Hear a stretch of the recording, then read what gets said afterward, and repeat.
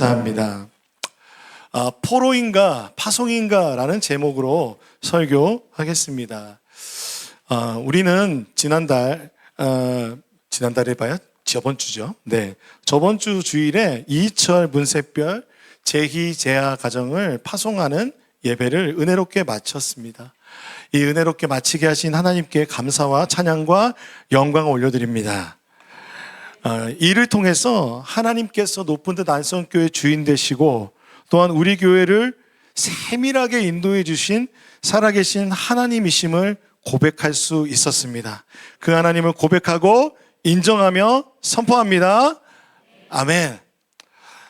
그런데 우리가 이렇게 영광스러운 파송을 받는 사람도 있지만 역사 속에서 원치 않는 파송이 있었던 것 같아요. 겉으로 보이기에는 포로로 끌려가는 모습이었습니다. 유다의 왕이 여호야김 왕 재위가 3년 되었을 때 BC 605년 그때가 바벨론의 느부갓네살이라는 왕이요 완전히 이제 등극하여서 신흥 제국으로 이렇게 막 발전했대였어요. 그러니까 막 그 팔레스타인 지역을 막 침공하고 전쟁하러 다녔어요. 그때 예루살렘이 침공을 당했습니다. 바로 이때에 그 느부갓네살 왕이 왕족과 귀족들을 인질로 잡고 그리고 또한 하나님의 임재를 상징하는 성전 기구들을 탈취해서 신할 땅, 즉 자신들이 있는 그 땅에 신전, 벨이라고 하는 신전의 보물창고에 던져 넣어버렸습니다. 이때 포로로 잡혀간 사람 중에 한 사람이 바로 다니엘입니다. 이 내용이 다니엘서 1장 1절에서 2절에 되어 있습니다. 나중에 한번 읽어보세요. 여러분, 이것은 단순한 한 국가가 주권을 침탈당한 정치적 사건을 넘어서요, 그것을 당하는 이스라엘 백성들에게는요, 그들의 그 정체성, 믿음, 신앙관이 뿌리채 흔들린 사건입니다.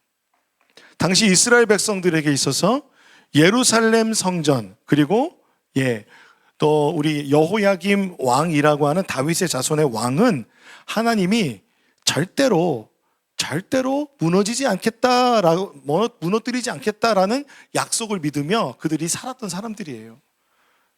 근데 다윗 왕조가 흔들렸죠. 그리고 예루살렘 성전의 그 모든 성전 기물이 빼앗긴다는 것은 말도 할 수 없는, 상상도 할 수 없는 거예요. 그들이 항상 찬양했거든요. 하나님이 성전에 계시니까 절대로 무너지지 않으리라 라고 하는 그들의 굳은 신념이 무너져 내렸습니다. 그렇게 무너져 내린 이 상황 가운데서 고대 국가의 전쟁은요, 신과 신과의 전쟁으로 여겨졌기 때문에 바벨론으로 끌려간 1차로 끌려간 사람들에게 이런 실존적인 질문이 생기는 거예요. 무엇이냐면, 우리가 믿는 하나님이 바벨론 군대와 그들의 신에게 패배하셨는가? 하나님은 바벨론의 신보다 약한 신인가? 라는 질문을 하게 되었습니다. 여러분, 이러한 질문들이 우리가 주일로 시작해서 한 주를 맞이하잖아요. 그런데 당장 월요일부터 하루를 살아갈 때 하나님이 세상 가운데서 패배하셨는가? 하나님이 돈보다 약한 신인가? 하나님이 세상보다 약한 신인가? 라는 그런 질문을 삶을 살아가다 보면 우리가 당하고 닥치는 일 때문에 그 질문이 생길 때가 있습니다. 아마 여러분이 더 잘 아실 것 같아요. 여러분 한 분 한 분의 삶을 제가 듣다 보니까 더 그런 것 같아요. 세상에서 요구하는 시과법은요, 세속적인 시과법일 거예요. 예를 들면 물질 만능주의, 돈이면 다 된다. 그리고 또한 철저하게 개인주의. 이 개인주의가 얼마나 극단적이냐면요, 저는 진짜 복불복이라는 걸 너무 싫어해요. 나만 아니면 돼! 라는 것이 얼마나 극단적인 개인주의입니까? 다른 사람이 어떤 일을 당하든 나만 잘 살면 된다는 이야기가 저는 이 사회에 만연하는 것이 너무 심각하다고 생각이 들어요. 또한 쾌락과 죄에 대해서도 하나님의 은혜를 잘못 적용해서 방종주의라고 하는, 그리고 하나님을 사랑하는 그 절대적인 진리는 없어라고 말하는 상대주의라고 하는 세계관과 끊임없이 우리는 씨름하며 살아갑니다. 우리만 씨름하며 살아가는 것이 아니라 우리의 자녀의 세대예요. 오늘 청년들이 많이 오셨는데 청년들의 세대는 더 큰 질문이 있지 않으십니까? 우리가 이렇게 세상 속에서 살아가면서 이런 질문들이 우리의 마음에 탁 다가올 때, 야, 이 세상 속에 내가 포로로 살아가는 것 같다. 너무 힘들다라는 이 현실 속에서 약간 우리는 그런 생각 가지고 살잖아요. 언젠가는 좀 볕들 날 있겠지라는 생각이 들고, 이 고난, 이 생각, 나의 지금 상황 속에서 내가 지금 너무 그 상황이 포로 같은 현실, 그냥 정말 이게 답답하고 갇혀 있는 것 같은 이 현실 속에서 오늘 우리가 다니엘을 이야기 통해서 하나님이 우리에게 말씀하시는 것은 세상과 분리된 것도 아니고 세상 속에서 살아가는 우리가 그리스도인의 정체성을 지키면서 세상에 압도당하지 아니하고 하나님의 자녀로 살아가는 하나님의 지혜를 발견하는 시간이 되기를 주님의 이름으로 축원합니다. 다니엘과 세 친구가 포로로 끌려간 바벨론은요, 당대 최고의 군사력과 화려한 건축물을 자랑하는 곳이었습니다. 그러니까 바벨론 시티는 엄청나게 거대하고 매력적인 도시였습니다. 사진 한번 보여주시겠어요? 바벨론이 이 푸른색을 너무 좋아했다고 해요. 이게 이슈타르라는 문인데요, 이 세련된 이 문을 딱 보면 얼마나 압도되겠습니까? 그리고 그 문을 중심으로 해서 성곽이 쫙 펼쳐져 있는데 이 성곽이요 7m가 되는 거예요. 말 4마리가 끄는 마차가 왕복으로 부딪히지 않고 다닐 수 있는 정도의 성곽을 지을 수 있는 기술이 있었던 것입니다. 여러분, 포로로 끌려가서 지금 그 파란색의 이슈타르의 문과 그 막 마차가 지나가는 소리와 그 앞에 있는 그 아름다운 공중 정원들을 딱 보면서 포로로 끌려간 사람들이 얼마나 압도되었을까요? 야, 우리가 살던 그곳은 아무것도 아니었네 라는 생각 하지 않았을까요? 바벨론은요, 이러한 바벨론 시티에 정복한 나라의 우수한 인력과 기술을 바벨론으로 데리고 왔어요. 자랑하고 싶은 마음도 있었겠죠. 그런데 가장 그 나라마다 있는 나라마다의 그 우수한 기술들이 있을 거 아니에요. 그들의 모든 문화들을 흡수시켜서 바벨론을 엄청난 그 제국으로서 번영하도록 그렇게 생각했던 거예요. 또한 이렇게 끌고 오는 그런 우수한 인력과 기술을 끌고 오면 뭐냐면 지도층이 사라지기 때문에 그 저항이 무력하게 되는 거예요. 저항을 이끌 사람이 없어져요. 그래서 굉장히 고도의 정치적 정책을 쓴 거죠. 그래서 그 나라의 왕족, 귀족, 기술자, 관료들을 포로로 잡아왔습니다.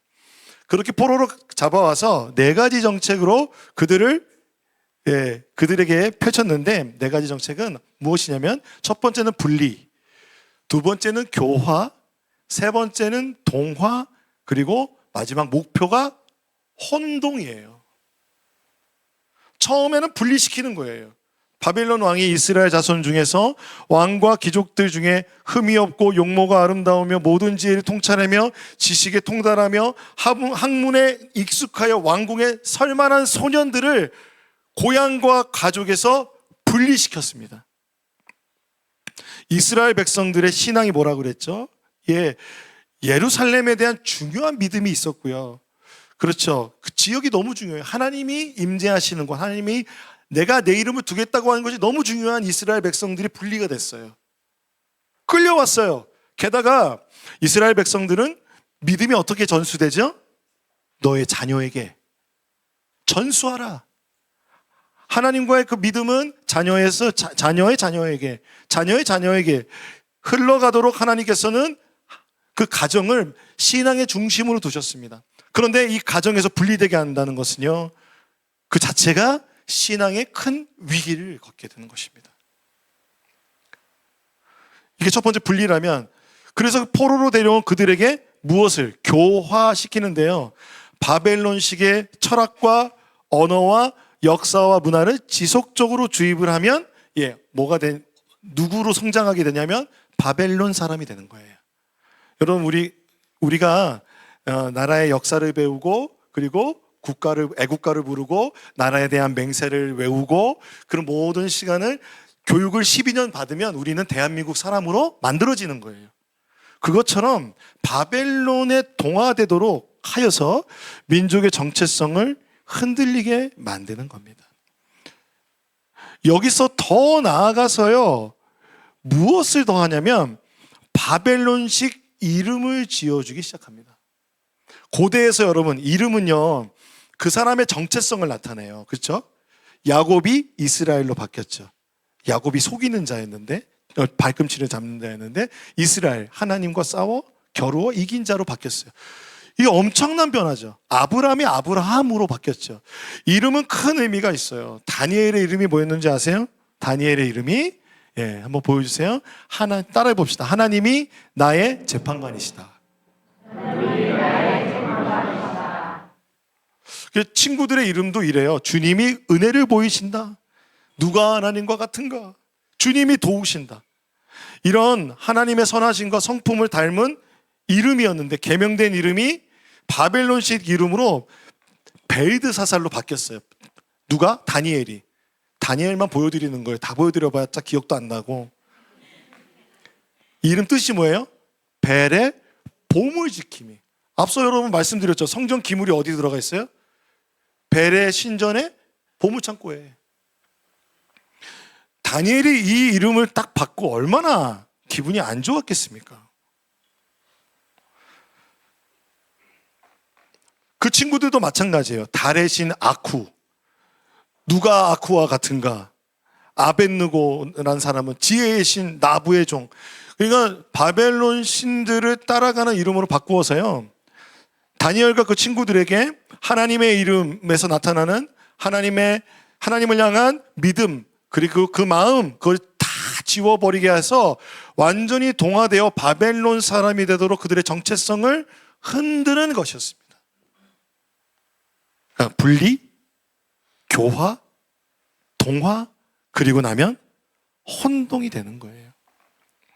여러분, 우리 그리스도인으로서 세상에 살아갈 때 우리에게도 이와 같은 혼동이 있죠. 왜 그러냐면 세상은 계속해서 우리에게 그렇게 교화하고 분리하고 교화하고 동화되게 하고 혼동되게 만들기 때문에 그렇습니다. 세상 속에 살아가게 될 때 우리는 거룩한 교회와 신앙 공동체로부터 분리되고 고립된 마음을 느낄 때가 있습니다. 그럴 때 여러분, 공동체의 문을 두드리십시오. 기도 제목을 나누세요. 여러분, 절대로 그리스도의 몸은 분리되지 않습니다. 그런데 때로 직장에서 살아가다 보면 아무도 믿지 않잖아요. 요즘 믿는 사람 찾아보기 힘들고, 그 사람이 알고 보니 예수 믿는 사람이었네. 서로 다 드러내지 않고 살아가고, 믿는 사람을 찾아보기 힘든 사회와 직장, 그리고 학교, 이곳 가운데서 우리는 세속화된 식과 법을 교육받습니다. 그리고 때로는 무엇을 또한 강요받냐면 관행이라고 하는 하나님의 식과 법과는 멀리 떨어져 있는, 정직하지 않은 것, 하나님의 성품과도 멀어져 있는, 예를 들면 어떤 게 있을까요? 위아래의 상하의 질서, 권위주의 같은 것, 그 누군가를 속이는 것이 아까 복불복이라고 그랬잖아요. 나만 잘 되면 돼. 모른 척하고. 이렇게 살아가는 그런 문화에 우리는 끊임없이 세상의 미디어를 통해서, 여러 가지 교육을 통해서 끊임없이 주입되고 있다는 것입니다. 우리가 물질주의적인 세상, 그리고 자본주의에 살기 때문에 가장 우리에게 도전이 되는 건 뭐냐면 돈인 것 같아요. 돈이 하나님보다 큰 것 같아요. 하나님 믿는 건 너무 돈이 나쁘다는 게 아니라 돈은 있어야 되죠. 하지만 하나님이 돈보다 크다라고 느끼는 순간 우리는 혼동스러워요. 이런 혼동 가운데서 우리는 그리스도인이란 이름을 세상에 자랑스럽게 드러내지 못하게 되는 것 같습니다. 그래서 오히려 우리의 자랑, 우리의 정체성은 뭐가 돼요?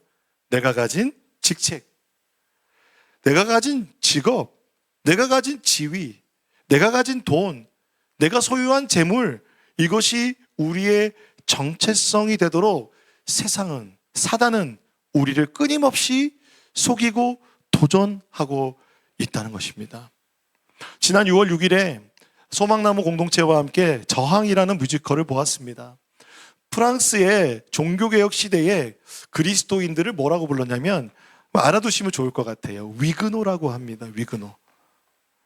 이 위그노라는 사람들은, 그러니까 어디요? 로마 교황청으로부터, 그러니까 프랑스의 구교로부터 엄청난 핍박을 받아서요, 심지어는 감옥 생활을 평생 동안도 했어요. 그 예수 그리스도, 네가 믿는 믿음만, 너가 그냥 개종만 하면 너 모든 것을 다 줄 거야, 이 문 밖으로 나갈 수 있어 라고 말할 때 그들이 저항하겠다고 돌로 막 새기는 거예요. 그게 다 남아있다는 거예요. 아니오라고 말하는 것이죠. 그리고 그들의 삶 속에 믿음으로 세상을 향해 거절할 것이 무엇인가라는 강한 메시지를 우리에게 주면서 찬양하는데요, 하나님은 모든 상황 속에서 찬송을 받으시라. 우리처럼 평안한 시대를 살아가는 사람이 이 고백을 하는 것보다 그렇게 갇히고 저항해야 되고, 그런 신앙의 자유가 보장되지 않는 그리스도인들이 하나님은 모든 상황 속에서 찬송을 받으시라 말할 때, 그 힘은, 그 신앙의 힘은 너무 크게 다가왔습니다. 비록 포로로 끌려가 있지만 다니엘도 뜻을 정하였습니다. 예라고 말할 것은 예라고 말하고, 아니오라고 말하는 것은 아니오라고 말하는 하나님 앞에서 언약적 신앙을 가지고 분별하여 결정하며 살아갔던 것이 바로 다니엘입니다. 다니엘이요, 무조건 다 아니오라고만 하진 않았던 것 같아요. 다니엘이 예라고 했던 건 무엇일까요? 뭐냐면 바벨론의 학문과 언어 교육과 그가 맡은 직무를 수용하는 것이었습니다. 조금 지나가긴 했는데요, 우리 자매님 다니엘서 1장 4절에서 5절 말씀 띄워주시겠어요? 같이 한번 읽어보겠습니다. 다니엘서 1장, 여러분 혹시 찾아보실 수 있는 분들은 찾아보시겠어요? 다니엘서 1장 4절에서 5절입니다. 같이 읽어보겠습니다. 시작. 곧 흠이 없고 용모가 아름다우며 모든 지혜를 통찰하며 지식에 통달하며 학문에 익숙하여 왕궁에 설만한 소년을 데려오게 하였고, 그들에게 갈대아 사람 학문과 언어를 가르치게 하였고, 왕이 지정하여 그들에게 왕의 왕십과 그가 마시는 포도주에서 날마다 쓸 것을 주어 3년을 기르게 하였더니 그 후에 그들은 왕 앞에 서게 될 것이다. 그러니 바벨론에서 공부하게 되고 그 모든 것을 배우게 되었죠. 또한 왕이 먹는 것을 같이 먹었어요. 여러분, 왕이 먹는 것 같이 먹는다는 것 어떤 의미인지 아시죠? 왕의 사람이 되는 거예요. 왕의 측근이 되는 거예요. 누가 안 되고 싶겠습니까? 여러분, 여러분 옛날에 왕이 먹던 거라면 궁중 한정식 이러면 여러분 가서 막 먹잖아요. 떡갈비 막 이런 거 막. 그게 왕이 먹던 것을 먹던 사람들입니다. 그런데 이 두 가지 중에 다니엘은 바벨론의 그 공부하는 교육, 철학 교육과 언어 교육과 그가 맡은 직무는 수용했습니다. 바벨론에서 이것을 다 거절하면서 저는 하나님만 믿을 거예요 라고 하지 않고, 난 유대인으로서 살겠어요 라고 하지 않았던 거예요. 다니엘의 지혜가 없는 것이었을까요? 다니엘이 자기 고집으로 그랬을까요? 아니요. 분명한 하나님의 말씀 때문에 그랬습니다. 예레미야 말씀에 이렇게 되어 있어요. 예레미야는요, 동시대에 포로로 끌려간 사람들에게 하나님의 마음을 전해주신 선지자예요. 예레미야서 29장 4절에서 7절의 말씀 같이 읽어보겠습니다. 시작. 만군의 여호와 이스라엘의 하나님께서 예루살렘에서 바벨론으로 사로잡혀 가게 한 모든 포로에게 이와 같이 말씀하시니라. 너희는 집을 짓고 거기에 살며 텃밭을 만들고 그 열매를 먹으라. 아내를 맞이하여 자녀를 낳으며 너희 아들이 아내를 맞이하며 너희 딸이 남편을 맞아 그들로 자녀를 낳게 하여 너희가 거기에서 번성하고 주로들지 아니하게 하라. 너희는 내가 사로잡혀 가게 한 그 성읍의 평안을 구하고 그를 위하여 여호와께 기도하라. 이는 그 성읍이 평안함으로 너희도 평안할 것임이라. 아멘. 하나님 말씀하세요. 그 포로로 잡혀간 그 땅에서 살아내라는 거예요. 집을 짓고, 성경 안성만 텃밭이 있는 게 아니라 그곳에 텃밭을 만들고 열매를 먹고 장가가고 시집가고 자녀를 낳아 번성하며 그 성읍의 평안을 구하라는 것입니다. 여러분, 여러분의 삶이 지금 어떠한 상황과 처지에서 어떤 직업과 어떤 상황 속에서 학생이든 또한 사업장을 운영하시는 사장이든 여러분이 처해 있는 모든 상황 속에서 또는 여러분 지금 직업을 구하고 또는 그 다음의 스텝을 위해서 이직과 취직을 위해서 기도하는 여러분 그 모든 상황 속에서 하나님은 오늘 말씀하시는 거예요. 우리가 그 삶을 살아내라는 거예요. 때로는 보이지 않고 때로는 내 뜻대로 되지 않고 내가 원하는 A라는 삶이 있었지만 난 지금 A-나 자선책 그 살아가고 있는 것 같이 보이는 이 상황 속에서도 하나님 말씀하시는 거예요. 살아내라고요. 오늘 하루를 살아내라 주님 말씀하십니다. 그리고 뭐라고 말씀하세요? 아무리 내 삶 가운데 어려운 직장 상사를 만나고 아무리 어려운 상황 가운데 있어도 평안함을 구하래요.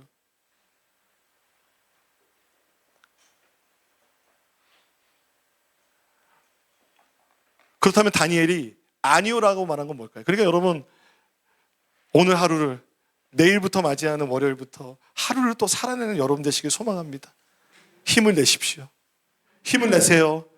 아멘. 다니엘이 그렇다면 아니오라고 말한 건 뭘까요? 아니오라고 말한 거는 왕의 음식이었어요. 왕의 음식을 먹으면 얼마나 좋을까요? 왕과 함께 먹으면 왕의 취향도 알고 왕의 마음도 알고 왕과 대화하면서 친밀해지지 않겠습니까? 그런데 다니엘은 아니오라고 했어요. 1장 8절에 다니엘은 뜻을 정하여 왕의 음식과 그가 마시는 포도주로 자기를 더럽히지 아니하리라 하고 자기를 더럽히지 않도록 환관장에게 구하니. 그러니까 그 소년들을 통괄하는 리더가 환관장이죠. 그 리더에게 말한 거예요. 얼마나 사실은 어려웠겠습니까? 사실 여러분 우리는 지금 예수님을 통해서 음식법 중요하지 않습니다. 613가지의 율법을 다 지킬 의무가 없습니다. 다만 우리는 하나님께서 주신 하나님을 사랑하고 이웃을 사랑하라는 그 계명 안에서 하나님의 선한 뜻으로 선한 삶을 살아가야 될 줄로 믿습니다. 그런데 당시에 다니엘은 믿음을 지킨다라고 말할 때 여호와의 하나님과 맺은 그 언약 백성으로서 살아가는 그 정체성을 지키는 데 있어서 음식과 포도주, 그러니까 바벨론에서 그러니까 율법에서 금지한 음식들이 나올 거 아니에요. 대표적인 거 돼지고기. 돼지고기 얼마나 맛있어요. 그렇죠? 돼지고기 없으면 한국 사람들 못 살 텐데. 그리고 그 외에도 여러 가지 것들을 거절하는 것이죠. 왜냐하면 그것이 내가 하나님을 믿는 믿음 안에서 나를 뭐라고 얘기해요? 나를 지키기 위해서 결정하는 것이죠. 그건 다니엘의 믿음의 결정인 거예요. 또 하나의 결정이 있는데요. 뭐냐면 성전이 회파된 예루살렘이지만 마음을 정해서 하루에 3번 성전을 향하여 기도하며 신앙을 지켜나갔습니다. 여러분 다니엘의 이 행동 자체의 율법적인 그런 율법을 지키는 종교적인 행위의 자체의 의미가 아니라 왜 그렇다면 이렇게 정하고 그가 살았느냐가 더 중요하지 않겠습니까? 왜 그렇게 살았냐면 그 근거가 다니엘서 1장에 처음에 나옵니다. 다니엘서 1장 2절 말씀 같이 한번 읽어보겠습니다. 시작. 주께서 유다왕 여호야김과 하나님의 전 그 얼마를 그의 손에 넘기심에 그가 그것을 가지고 신할 땅 자기 신들의 선전에 가져다가 그 신들의 보물창고에 두었더라.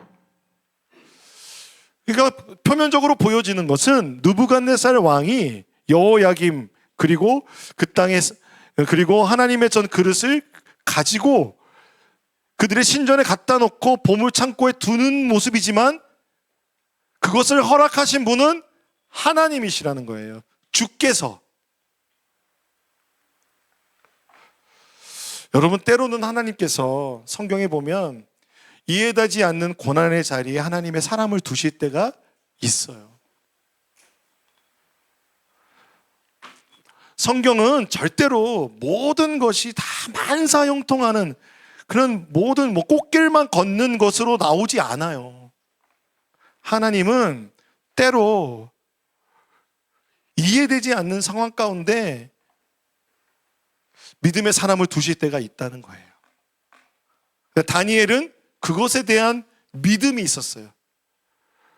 앞서 보았던 그 바벨론의 그 어마어마한 아름다움과 이 엄청난 문명에도 불구하고 역사를 주관하시는 분은 누구시라고요?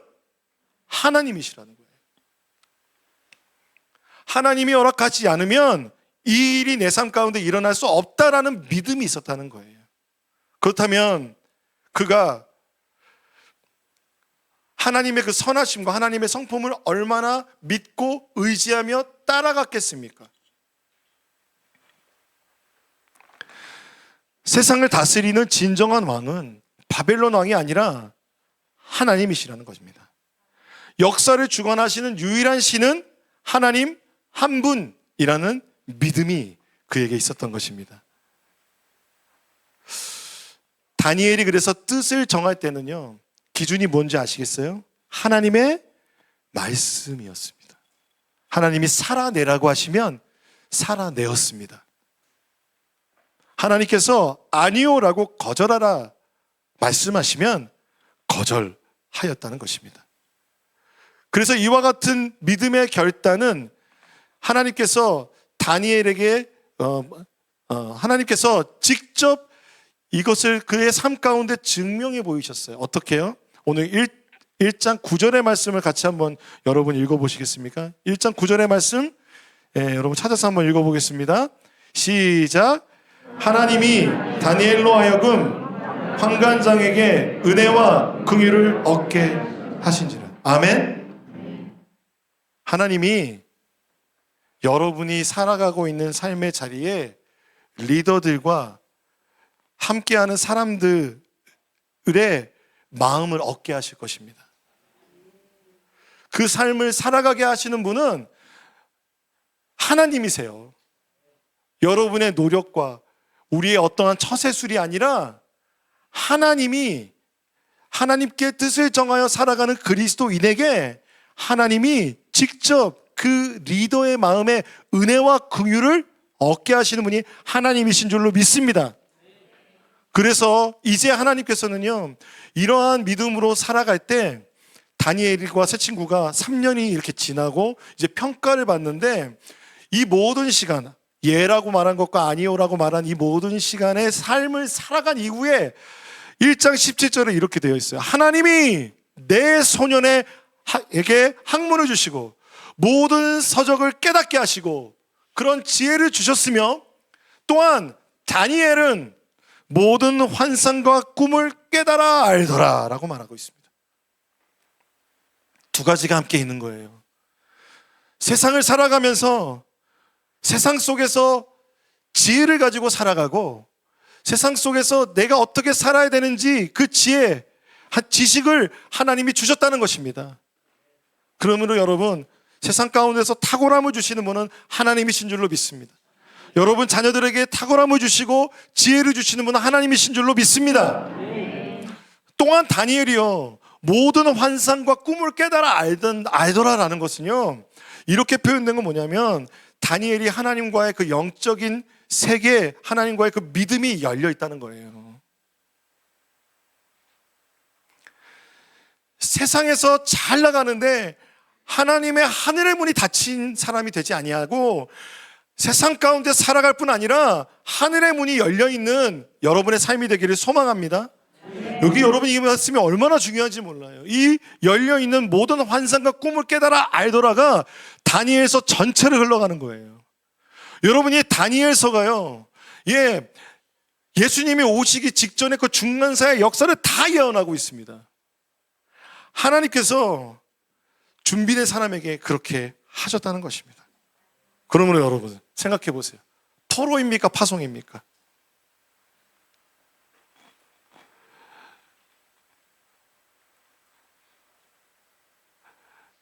눈으로 보이기엔 포로예요. 하지만 이 믿음을 지켜가는 자에게는 그 삶이 하나님께 보냄받은 파송의 삶이 될 줄로 믿습니다. 여기에는요, 하나님이 갑자기 이러한 마음을 주신 것이 아니라, 그러니까 이 일이 일어나기 훨씬 전에, 한 100-200년 전에 이사야라는 사람이 이렇게 예언합니다. 그 중에 10분의 1이 아직 남았을지라도 이것도 황폐하게 될 것이나, 이스라엘 백성들이 완전히 황폐하게 되겠다 예언하시는 거예요. 하나님이 밤나무와 상수리 나무가 배임을 당하여도 그 그루터기는 남아있는 것 같이 거룩한 씨가 이 땅에 그루터기니라 주님 말씀하십니다. 그루터기가 남는다는 거예요. 하나님의 언약을 신실하게 지키는 그 그루터기를 남기신다는 거예요. 거룩한 씨를 남기신다는 것입니다. 어디에요? 하나님이 보내시는 그 자리에. 하나님께서는 이 말씀을, 그러니까 다니엘을 통해서 그 포로로 끌려간 많은 사람들을 통해서 이루어 주셨고, 또한 하나님은 이 땅 가운데 거룩한 씨앗이 되시며 거룩한 그루터기가 되시는 예수 그리스도를 이 땅에 보내주셨습니다. 예수님을 통해서 이 말씀이 이루어지게 하셨습니다. 그래서 우리가 이 예수 그리스도의 행하신 십자가와 복음을 믿으면 우리가 예수 그리스도와 같이 우리도 그 거룩한 씨앗이 되고 우리도 거룩한 그루터기가 되어서 세상 가운데 살아가게 될 줄로 믿습니다. 이 믿음을요, 사도 바울이 이렇게 고백해요. 그런즉 이와 같이 지금도 은혜로 택하심을 따라 남은 자가 있느니라. 유대인만 그런 게 아니라 예수를 믿음으로, 오직 믿음으로 의롭게 된 자들이 은혜로 말미암아 남은 자가 된다는 거예요. 그러므로 여러분, 이 믿음이 있을 때 여러분 우리의 삶은 더 이상 세상 가운데 방랑자나 포로가 아니라 하나님의 보냄을 받은, 세상의 파송을 받은 거룩한 씨앗인 줄로 믿습니다. 아멘. 세상에 이리 끌려다니고 저리 끌려다니는 포로가 아니라 여러분이 내일 출근하는 월요일에 그곳이 하나님이 우리를 파송하여 보내신 씨앗으로 뿌려진 자리인 줄로 믿습니다. 아멘. 여러분, 우리는 모이는 예배와 흩어지는 예배를 믿습니다. 할렐루야. 말씀을 정리하고자 합니다. 월요일부터 여러분의 삶 속에서 예라고 말할 것은 무엇입니까? 그렇다면 여러분 삶 속에서 아니요라고 말할 것은 무엇입니까? 세상에서 맡은 직무와 일을 충성되고 성실하게 이해되지 않지만 최선을 다하는 것 하나님 보고 계신 줄로 믿습니다. 또한 우리가 세상의 유혹 가운데, 흐름 가운데서 그냥 흘러가대로 사는 것이 아니라 세상 속에서 하나님의 뜻을 분별하여 살아가는 것을 하나님이 보고 계신 줄로 믿습니다. 그래서 여러분이 일하는 직장에서, 여러분이 운영하는 사업장에서, 가정에서 골로새서의 말씀처럼 죽게 하듯 하시는 여러분 되시길 소망합니다. 흩어지는 삶의 예배, 남편에게 잘하세요. 아멘이 한 분 나왔어요? 아내에게 잘하세요. 자녀에게 잘하세요. 아멘이 3번 나오네요. 직장에서 얼마나 힘듭니까? 그 힘든 곳이 우리가 우리의 믿음을 살아내는 자리라는 거예요. 그래서 우리가 하나님께 이렇게 고백드리면 좋겠어요. 모든 상황 속에서 하나님은 찬송을 받으시라. 로마서 12장 1절 2절 말씀입니다. 같이 한번 읽어보겠습니다. 이 마음을 가지고 우리가 오늘 들었던 설교의 말씀을 하나님의 말씀을 마음에 새기면서 같이 큰 소리로 한번 읽어보겠습니다. 우리 찬양팀은 나와주시고요. 시작. 그러므로 형제들아 내가 하나님의 모든 자비하심으로 너희를 권하노니 너희 몸을 하나님이 기뻐하시는 거룩한 산 제물로 드리라. 이는 너희가 드릴 영적 예배니라. 너희는 이 세대를 본받지 말고 오직 마음을 새롭게 함으로 변화를 받아 하나님의 선하시고 기뻐하시고 온전하신 뜻이 무엇인지 분별하도록 하라. 아멘. 뜻을 정하여 분별하여 파송된 삶을 살아가는 여러분의 삶이 되길 소망합니다. 이 시간 우리가 부르신 곳에서라는 찬양을 함께 하고 싶어요.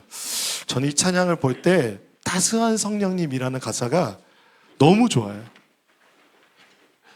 하나님 일상에 어디 계세요? 그럴 때 이 찬양 부르세요. 따스한 성령님이 느껴지게.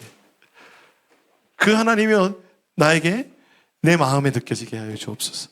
내 몸을 감싸면서 주님께서 주시는 평안함, 만족함을 주시옵소서. 그런 예배자로 우리가 결단하는 마음으로 함께 찬양하며 나가겠습니다. 찬양하시겠습니다.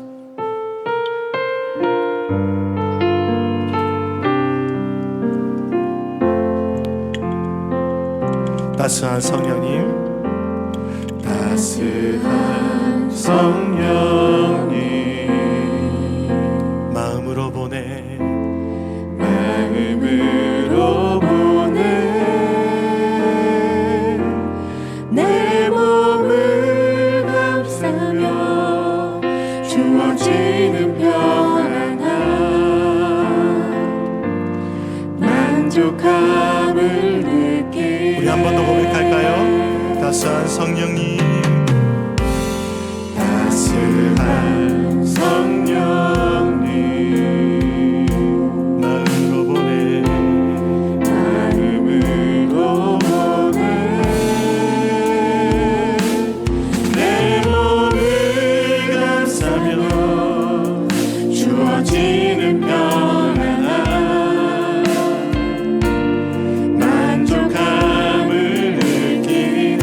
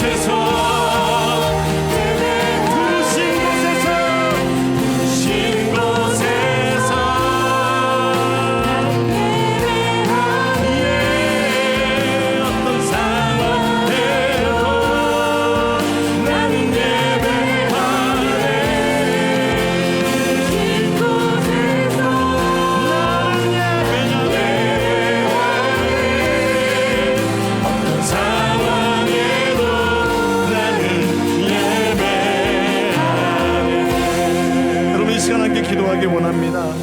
여러분, 이제 하나님께서 여러분을 거룩한 씨앗으로 그루터기로 보내셨음을 이제 믿으십니까? 주님, 그렇다면 그곳에서 하나님의 말씀으로 세상 가운데 분별하며 살아가게 하여 주옵소서. 흩어진 자리에서 하나님, 내가 포로로의 마음으로 살아가는 것이 아니라 하나님, 남은 자의 마음으로 그 믿음으로 살아가게 하여 주옵소서. 그리할 때 하나님, 우리의 삶 가운데 살아계신 하나님의 손길을 경험하게 하여 주옵소서.